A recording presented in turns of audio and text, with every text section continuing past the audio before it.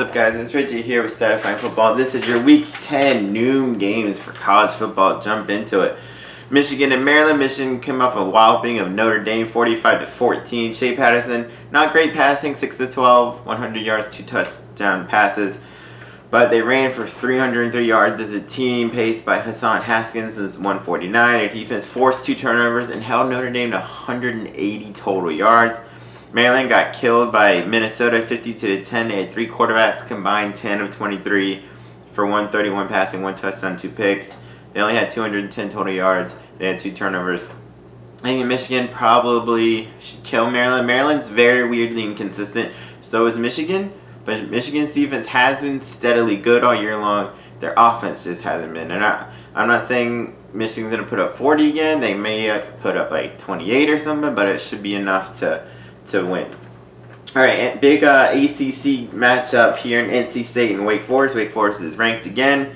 NC State's 4-3. They're kind of under the radar a little bit. Both teams coming out buys. NC State's last game was a 45-24 loss to Boston College. Devin Leary was fine, 15-33, not good, but 259 passing and 3 touchdown passes. Devin Carter had 6 receptions for 140 yards. They only ran for 56 yards, and if they want to keep that high-powered Wake Forest offense off the field, they want to get that running game going.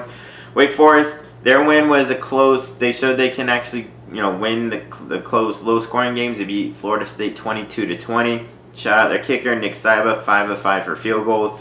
Hartman was okay, 308 passing, 43 rushing yards. Sage Surratt had 7 catches for 170 yards. I'm going to go Wake Forest in this game. I think Wake Forest, this could be a shootout because NC State's capable. Their offense is capable of putting up some points, but I think Wake Forest might put up a few too many, no matter who their quarterback is, Jamie Newman or Sam Hartman. All right, Houston and UCF. Houston's come out that they had a really close game against undefeated ranked Southern Methodist. They only lost to them 34-31. Clayton Tune was good, 407 passing, 2 touchdowns and a pick. Mobile Carr ran for 136. Marcus Stevenson, man, went off. 5 catches, 211 yards, 2 touchdowns. Both touchdowns, 75-yard touchdown catch and a 96-yard touchdown catch. They put up 510 yards of offense. They actually outgained SMU by 125 yards, but they turned it over 3 times and ended up costing a game. Where UCF is finally coming off a nice win against Temple. It was 28-21 halftime. They went off in the third quarter, put up 28 points in the third quarter alone, and beat Temple 63-21. Dylan Gabriel, 10 of 21, not great, but 218 passing yards, 3 touchdown passes. Otis Anderson was awesome, 205 rushing yards and a touchdown. They ran for 385 yards and put up 614 total yards. Their defense had a whale of a game, especially after the first half. They had 4 sacks, 2 turnovers. They only allowed 266 total yards. They allowed 45 rushing yards at Temple on 40 carries. That's almost impossible. It's basically a yard a carry. That's unbelievable. I'm going to go UCF here. Houston, they've shown they can put up some points. Their quarterback play, it's kind of been in and out. Their defense, though, they've been okay so far, but UCF does have a really good offense. UCF, even though they lost twice here, they're still able to put up points. It's just they turn it over. As long as they don't turn it over against Houston, it should be fine. It may not be close. It may be close for a little while, but UCF should. And it's in the bounce house. I think UCF should be able to come out with this with a victory. All right, Buffalo and Eastern Michigan. Pretty big MAC game, at least for bowl eligibility. Both teams are 4-4. Both teams probably need this to get in. Whoever wins this will then only be one win away, and the margin of error is very thin there. Buffalo, they beat a really good Central Michigan team, 43-20. Jared Patterson ran for 149 and a touchdown. They ran for 197 as a team. Their defense is what won the game for them. They had 4 sacks, 5 turnovers, and had a pick 6 in that game. Whereas Eastern Michigan, they lost in overtime to Toledo 37-34. They were actually down a lot, and they came back, tied it up, went to overtime. Mike Glass, 286 passing and a touchdown, 43 rushing and a touchdown. Shaq Man ran for 110 and 2 touchdowns. They ran for 168, put up 454 yards of offense. Their defense had 2 turnovers. I'm going to go Eastern Michigan here because Eastern Michigan has been pretty consistent throughout this year. Yeah, they're 4-4, but they won Like, they beat a decent Illinois team. They won some games, and even the games they lost, they've been in most of them where Buffalo's been very wild and in and out. And yes, they beat a pretty good Central Michigan offense, but it took them 5 turnovers. I think they can force that many again and force some turnovers, but I'm gonna go Eastern Michigan here. I just think they're more consistent. All right, another MAC game: Northern Illinois and the aforementioned Central Michigan. Northern Illinois destroyed Akron 49-0. Marcus Childers didn't pass a whole lot. He was 7 or 9 for 71 yards, but 3 of them went for touchdowns. Added 36 rushing yards. Trey Harbison ran for 158, 2 touchdowns. They ran for 274 yards as a team. Their defense, obviously, they got the shutout, but they forced 3 turnovers, had a fumble return for a touchdown, an interception return for a touchdown, and only allowed 145 total yards. Where Central Michigan lost 43-20 to Buffalo. Quentin Dormady, 272 passing, 2 touchdowns, and 2 picks. The 2 picks were key because that was part of the 5 turnovers in that game. Ja'Cory Sullivan, 7 catches, 114, and a touchdown. Like I said, they had 5 turnovers in that loss. I'm going to go Central Michigan in this game, though. They've been pretty good all year on offense. Northern Illinois normally is pretty good in the MAC, but this year they've been kind of down a little. I mean, they're capable of winning it, but I'll go Central Michigan here. All right, Nebraska and Purdue. Nebraska coming off a close loss to Indiana. Indiana's bowl bound now, but Nebraska lost 38-31. Noah Vedral, former UCF Knight, transferred with Scott Frost. He started because Adrian Martinez was hurt. He was solid, 14 of 16, 201 passing, 21 rushing yards, and 2 rushing touchdowns. They did run for 220 yards as a team. They did put up 514 yards, but they turned it over twice, which ended up costing them in a really close game. Purdue got killed by Illinois 24-6. They had 2 quarterbacks combined for 15 of 33, 136, a touchdown and pick. They had 2 turnovers in that game. Their defense played pretty well. They only had 268 yards. I'm going to say Nebraska bounces back here. Purdue's capable of putting up some points. But Nebraska, they've had an up and down year, but partially the quarterbacks have been all hurt. Like, they've had 2 or 3 guys play. But I think they're just good enough. I think they should bounce back here and get to win number 5. All right, another big ACC game in terms of bowl eligibility. Boston College 4-4, Syracuse 3-5. They're right on that thread, especially if Syracuse loses. They may not get another chance at a bowl. Boston College that got killed 59-7 at Clemson. They only had 177 total yards. Syracuse, they lost 35-17 at Florida State, but they did run for 192 yards. So they ran for more yards than Boston College had. Syracuse, I'm not sure what to think because it's very even. Syracuse, Tommy DeVito can put up some points. He can throw it a bit. But Boston College has A.J. Dillon, one of the best running backs in the country, and he's very capable of going off in this game. I'm going to say Syracuse is a little too inconsistent. Yeah, Boston College got killed that last game, but I'm still not that sold on Clemson, but it was Clemson. I think Boston College should bounce back here, and I'll go win there. But this will be a pretty close game. All right, UTSA Roadrunners. The Texas San Antonio Roadrunners taking on Texas A&M Aggies.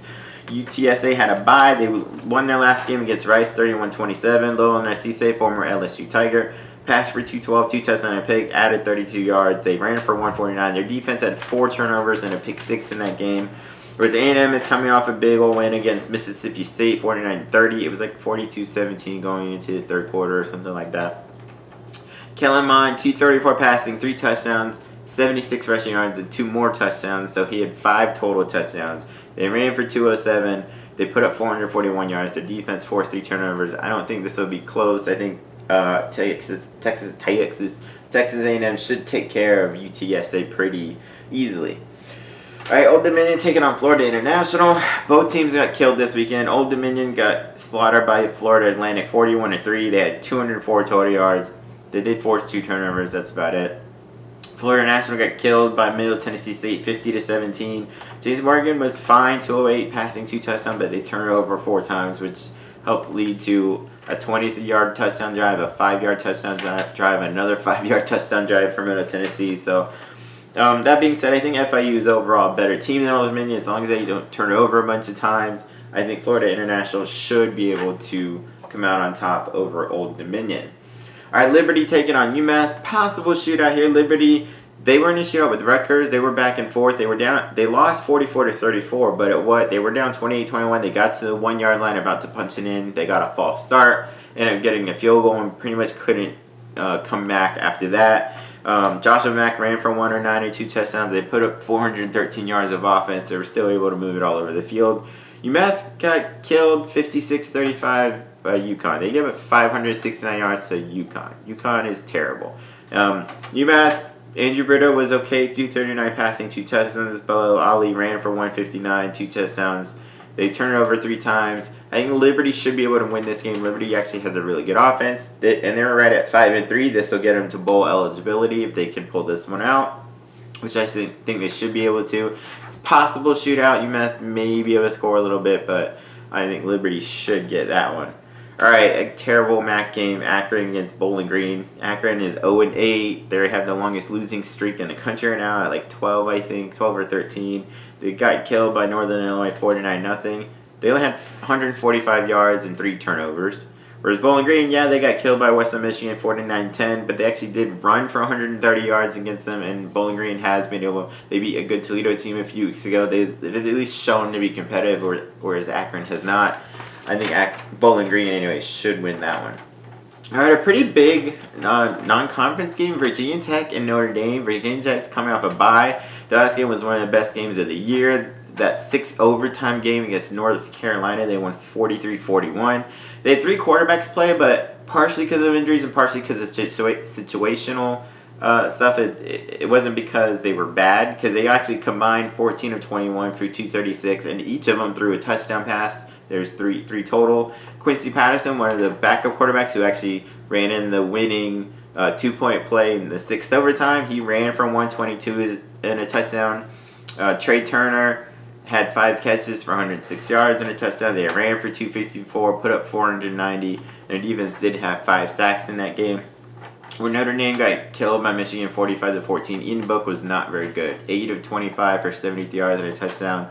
They only had 47 rushing yards and only had 180 total yards. I think Notre Dame will bounce back from that loss. I think this will be a really good game, though. This may be maybe a shootout kind of game. I'm not. Virginia Tech, earlier in the year, they were very consistent, not very good. The past few games, they've gotten a lot better. Notre Dame, I think, is pretty decent. The game against Michigan is weird. Michigan has a really good defense and just kind of snowballed on them. I'm going to say Notre Dame bounces back and gets this win, but I would not be surprised if Virginia Tech keeps it close. I wouldn't be surprised for an upset here. Notre Dame is favored by 17. That seems a little too high for me. I'm going to go Notre Dame here in a really good game. All right, the final of the noon games. You got Troy and Coastal Carolina. It should be a pretty decent Sun Belt kind of matchup. Both teams trying to get to bowls. Both teams are 3-4. Troy coming off a 52-33 loss to Georgia State. Caleb Barker, though, did pass for 421 yards and 2 touchdowns. Khalil McClain, 8 catches, 128, and a touchdown. They put up 517 yards of offense, but gave up 579. Coastal Carolina's coming off a bye, but the last game even though it was a loss, it was a really close game against a good Georgia Southern team. They lost in 3 overtimes, 30-27. Bryce Carpenter, 11 of 14, 107 passing, 1 touchdown, plus 56 rushing yards and a touchdown. I think this will also be a good game. Possible shootout here. I'm kind of going back and forth in my head because Caleb Barker can throw it all over the place, but Coastal Carolina has a really good running game as well. They've been a pretty tough out. It's on that teal field in Coastal Carolina. I'm gonna go Coastal Carolina here in what should be a short game. All right, guys, come back for my 3:30 matchup for the Florida-Georgia game, Florida-Georgia preview week. Check out all my other videos. Like, subscribe, leave some comments. I want to answer some questions. Peace.